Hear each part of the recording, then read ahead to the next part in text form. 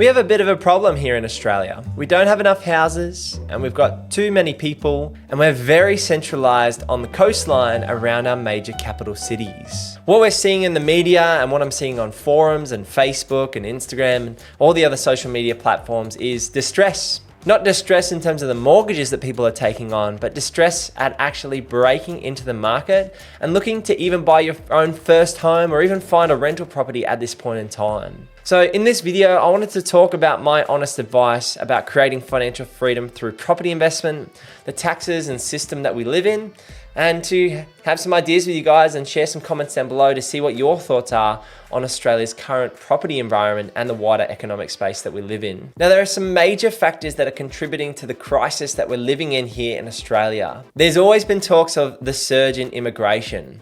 We're seeing around about 600,000 to 700,000 immigrants move into Australia in 2024, and that is making up for some past numbers if you look at the data in 2021 and 2022 when we didn't have immigration come in during the COVID pandemic. But if you look at historical averages, it's several 100,000 people higher than those pre-COVID levels of when we allowed immigration into the country. They generally want to find rental space first, and they generally move into our major capital cities because they're typically skilled immigrants looking for work, and Australia's trying to fill job shortages in certain areas. So what's happening is about 70% of these new immigrants are becoming renters straight away. And yes, 30% do have the capital and are buying pretty immediately, but this still means that housing stock is being soaked up by this overwhelming demand. Now, this leads me into the next point, which is we do have lagging development. Honestly, there's so much red tape. It doesn't matter what state, what council you're in. You're looking at hundreds, if not 200 days plus to get your applications through council and then to break ground. And then the cost of labor is also through the roof. I've experienced this firsthand in terms of our own renovation here in Brisbane. Emily and I bought a little 2-bedroom, 1-bathroom house, which we call the Gable Queenslander, and we're going to be dropping a renovation series called the Growing Gables later this year, and we're super excited to be sharing that with you.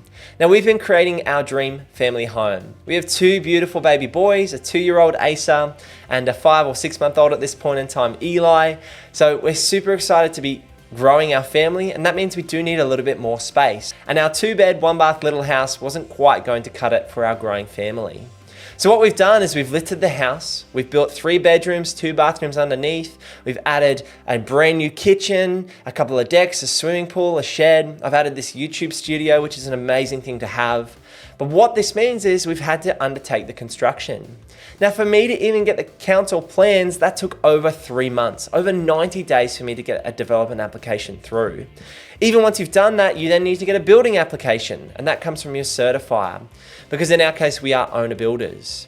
Now, what this means is it can take a long time just for you to get the piece of paper you need, let alone break ground. And even once you break ground, it can be very expensive. Even just getting the house raised into the air and building the concrete slab costs several $100,000. And so when we're looking at new developments coming through, even in these housing land estates where they're cutting up a vacant block because we've got so much land here in Australia, I can think of Ripley Valley out here in Ipswich, or Park Ridge down towards Logan, or Caboolture up on the north side of Brisbane towards the Sunshine Coast. These areas are big, major land subdivisions. But for the developer to make some money and to do all the work that's required in terms of the paperwork and get your water, your sewerage, your roads in place, that costs them a lot of money just to get in place at this point in time. We have too many hurdles and too high a cost of creating land, and this means we're lacking in terms of supply. We also have a very unique tax system when it comes to property. Now, our government policy allows people to take advantage of negative gearing.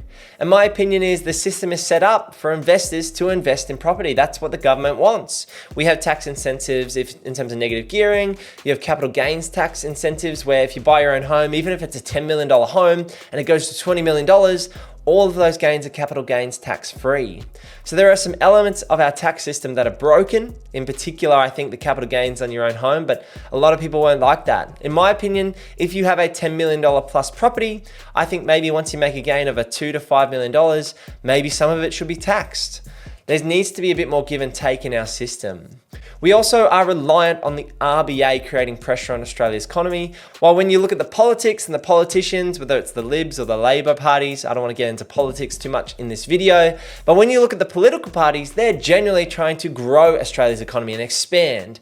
While the RBA is trying to manage inflation by using their interest rate levers, even though the politicians over here are looking to grow and expand Australia's economy, the RBA is trying to dampen Australia's economy by raising the interest rates and keep inflation down to balance Australia's economic systems. Now, what this means is we don't have enough levers at play for our RBA and our government working together to actually control Australia's economy. I think they should play around with GST. It's a very straightforward tax that affects all areas of Australia's economy. It's probably one of those things that they could slowly increase and decrease to manage the system rather than just hurting mortgage holders, because there are plenty of Australians out there, I can think of some baby boomers, that are living on their several $1 million home without any debt and not being affected by the changes that are happening in Australia's economy. Then you've got 18 and 20-year-olds going into university trying to get their first job, and their wages are nowhere near the value of property at this point in time. So this might sound like a lot of doom and gloom, and that's not the purpose of going through all those key factors. The reason I wanted to do that is to summarize that the system might be broken, but what you need to do is take action. Yes, we can go sit in the corner and cry. That can be, a solution per se to begin with about reacting to the system, but you can't sit in the corner and cry forever. It's about taking action and working with what we've got. So if this is the system that we live in and we're lacking in supply and we've got overwhelming demand and we're looking to break in and grow an asset base, let's use it to create financial freedom through real estate. Now, the first big advice that I can say is make sure you minimize your living expenses. If you feel like you can live off very little, then you're going to be able to create a big disparity between your income and your expenses, and that's going to allow you to save. Emily and I were a great example of this. We had the opportunity to rent when we first got married for $400 to $500 a week for a very nice apartment in towards the CBD. We instead decided to live in a pretty cruddy apartment, which was a 2-bedder with a very moldy bathroom, but it was in an area that we liked called Holland Park. Now, in that apartment, we paid $320 per week. We could have spent an extra 25% and got a beautiful place for $420 per week, but we decided to cut on our living costs as much as possible. Now, this might mean you need to live in a share house or stay at home a bit longer to save up as much as possible, because housing is probably going to take up most of your budget when it comes to your expenses and your living costs. There's obviously other areas you can penny pinch. I just went down to a local Coco's in Annerley here in Brisbane, and it's a place that's essentially a market for fruit and veg. And for $100, I got all my fruit and veg, as well as chicken and lamb chops. So there are ways to save when it comes to your shopping too. But generally, the big bucket of your living expenses is going to save you the most money if you can cut down on that. And then, yeah, you can cut going out and cut having your McDonald's and your grilled burgers, but you also want to enjoy life at the same time. Now, to create financial freedom, you need to create a snowball, or you need to create momentum. Your first few years of investing or even buying your own place are going to be the most difficult because you haven't got any momentum behind you. You're probably out on a starting wage between $50,000, $60,000 to $70,000 in your first few years, or you're an established employee and maybe you're earning between $70,000 to $100,000.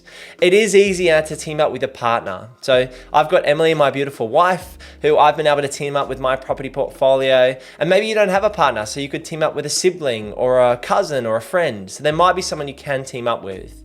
I would say if you do team up, you do need to be in it for the long term, or at least have a very clear exit strategy if both of you want to get out of the property portfolio or that property that you're both in together.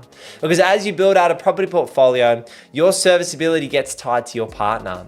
So for Emily and I, we both then look at our serviceability. So both of our incomes are assessed by the banks, all of our expenses together are assessed by the banks, and that does allow us to grow faster, but it does tie us together in terms of our property journey. Now, a super core element of growing your property portfolio is not just the bricks and mortar, not just buying the right house, it's actually understanding the finances and how the banks lend you money. Essentially, the system that we live in, the banks create money out of thin air. They give you debt that adds more money to our system, and therefore this expands the economy over time. It's based on people's ability to borrow money that actually grows this fake money. Essentially, it's all digital money in our economy, and the values continue to appreciate. So you need to go to your broker or your bank and work out how you can expand your borrowing capacity. I've done this by dealing directly with the banks to begin with, and then dealing with mortgage brokers over time.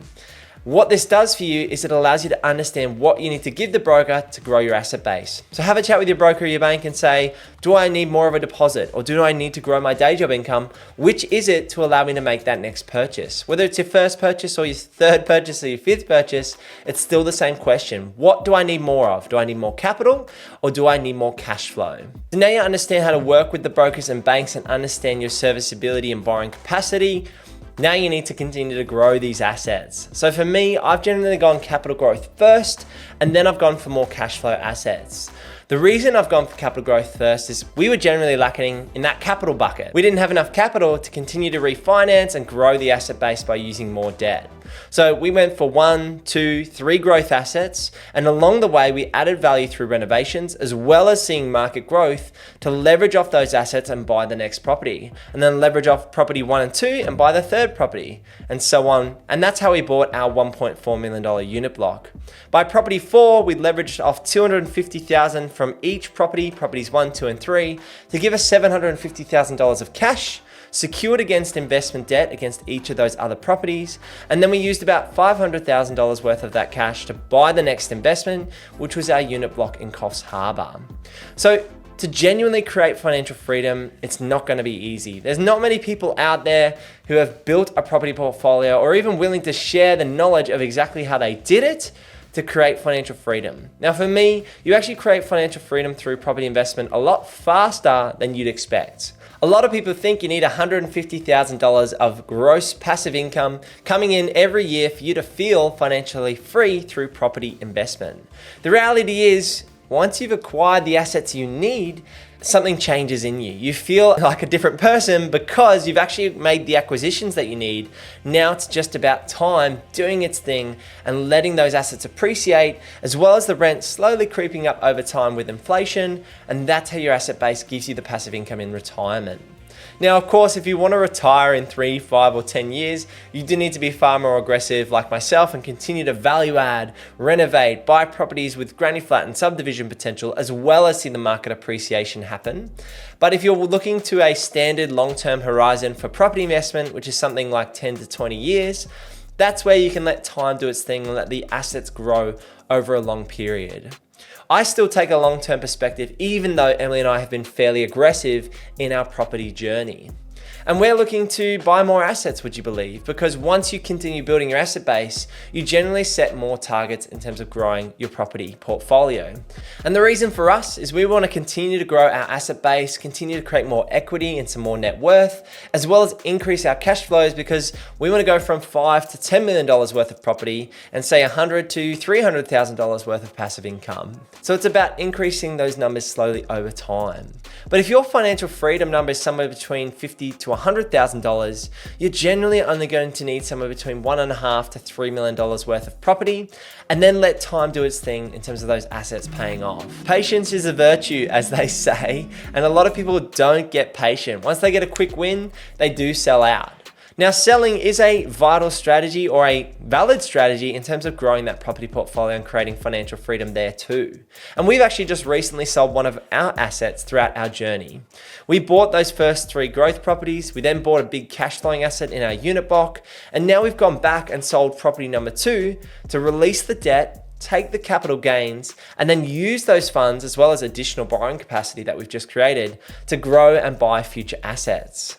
It's about the velocity of money that we're now creating.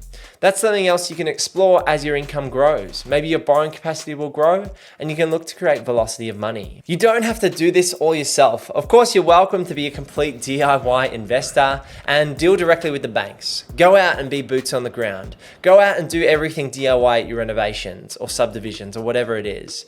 But on the flip side, you could have a buyer's agent like myself at Purpose Property if you're buying in Brisbane. You could have an investment savvy mortgage broker who deals with the banks and does all the legwork in terms of making sure you're getting the best deal. You could have a town planner that does all the legwork in terms of approvals, or a builder to do granny flats and renovations. You can DIY or outsource as much as you want within your limits, of course. So it's about finding the balance. For Emily and I, when we started out, we were pretty much doing everything ourselves. We were hands-on because we had very limited cash.